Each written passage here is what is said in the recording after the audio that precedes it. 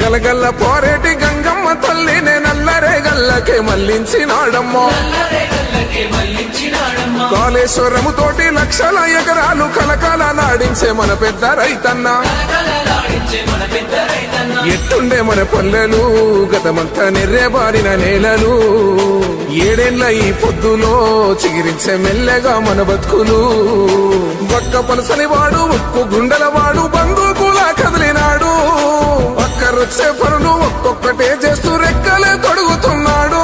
పేద తల్లి కంచంలోన పెరుగన్నమైనాడు. అందరినీ ప్రేమించే మన చంద్రశేఖరుడు.